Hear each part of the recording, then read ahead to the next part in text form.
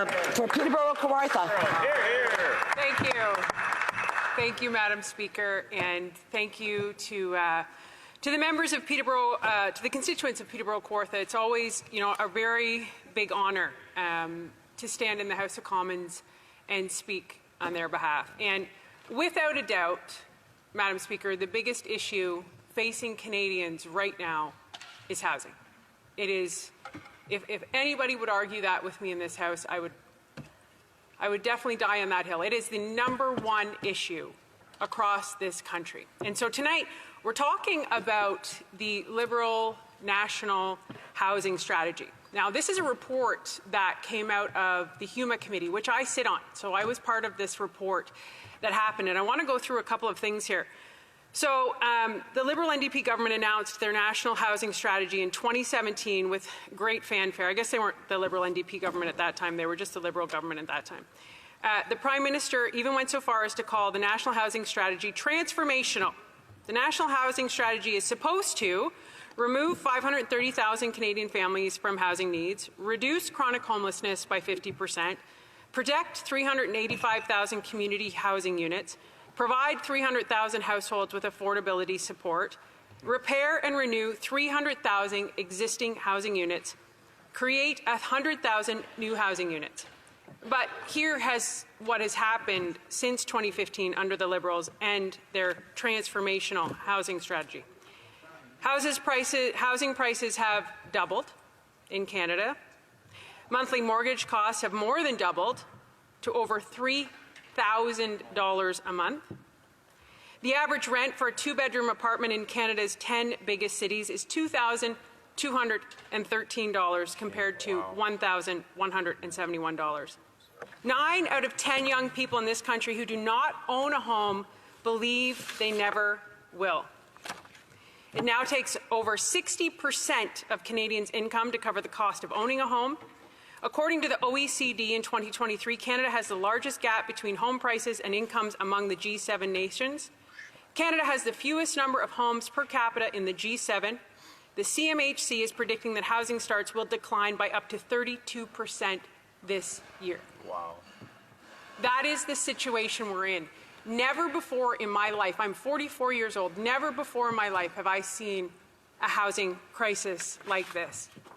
And today at committee, we actually had the opportunity to welcome back members from CMHC as well as from Infrastructure Canada. Now, for people who are watching at home, Infrastructure Canada oversees the program called Reaching Home. Reaching Home is the program that is supposed to fight homelessness. What I'm about to tell you happened today at Parliament in Ottawa. The bureaucrat from Infrastructure Canada said, and I quote, "We have seen tremendous results with the money from this program." Tremendous results? Tremendous results in homelessness, I would say. Madam Speaker, we are less than a mile from Byward Market.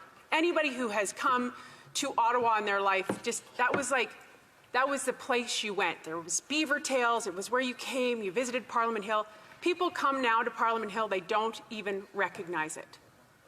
That is the situation across this country. In my community of Peterborough, Kawartha, tents, encampments, homeless people, families, seniors, homelessness. They've seen tremendous results.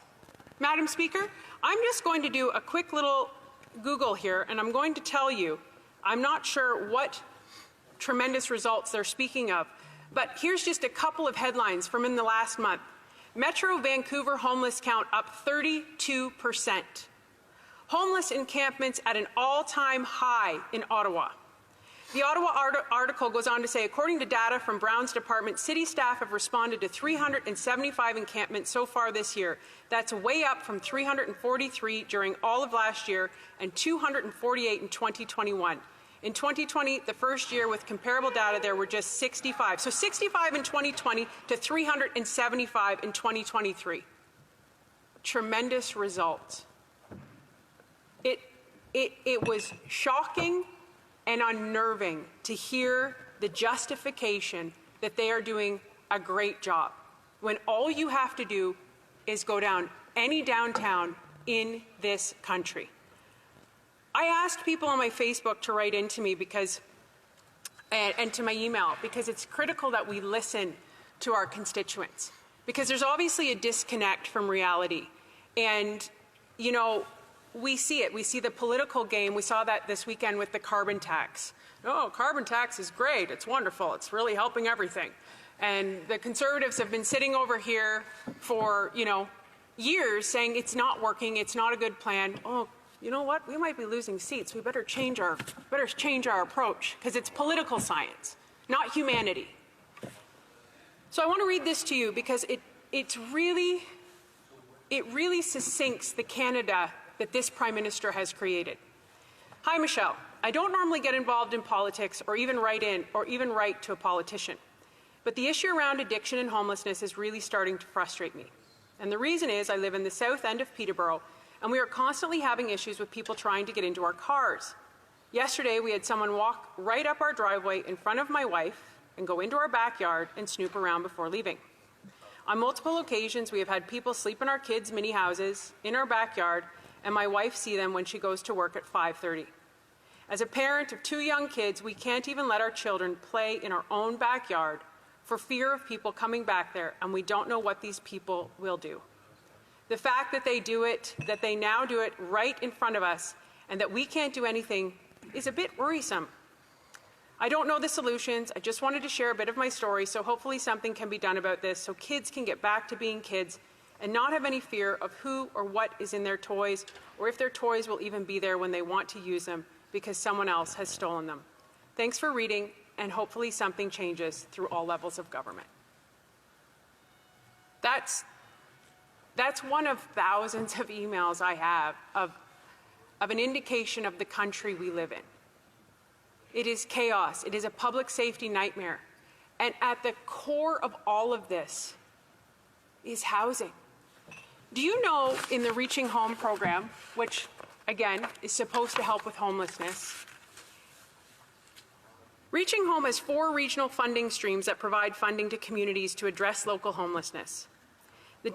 So this is, as of October 27th, 2023, doing the work and going online to see how to do this, to access these funds. The Designated Communities Funding Stream, closed. The Indigenous Homelessness Funding Stream, no way to apply. The Rural and Remote Homelessness Funding Stream, closed. Territorial Homelessness Funding Stream, no way to apply. That, my friends, is what we're talking about when we say bureaucracy. That, my friends, is what we're talking about when we say gatekeepers. They talk about these programs that you can't even access. And let me tell you another little thing about Reaching Home. And it's all fine and well to have access to programs that you can't even access, but there is no plan for treatment and recovery in any of this. There's a very wishy-washy wraparound support system, and yes, we're going to offer supports. Anybody, I challenge any member in this House to find out if somebody in their local community has timely access to the supports they need to get out of addiction, to get out of abuse, to be successful, to leave the environment they are in. Because it's certainly not in here. If you want success in this country, you have to help people. And wraparound supports is a really nice term, but it means nothing if nothing is in place. And there is nothing in this country that is designated under these Liberals, after 8 years of Justin Trudeau, that focuses on treatment and recovery. So, Minister by name. She knows she's not supposed to do that. I'm sure it was an error, and I would just ask her to be careful. The member for Peterborough-Kawartha has 1 minute to continue. Thank you very much, Madam Speaker. After 8 years of this Prime Minister, the reality is this. Homelessness is the worst it has ever been. And I, along with my Conservative colleagues, came here to fix it. That's why I ran. And we have to do something. And this national housing strategy is just more paperwork. Every expert has said you need the private sector to close the gap. You need more supply. And yet these Liberals and NDP punish people who want to build homes. Madam Speaker, I ask everyone watching, please vote Conservative. Please pay attention. We need more houses built in this country, and we are the only party willing to do it.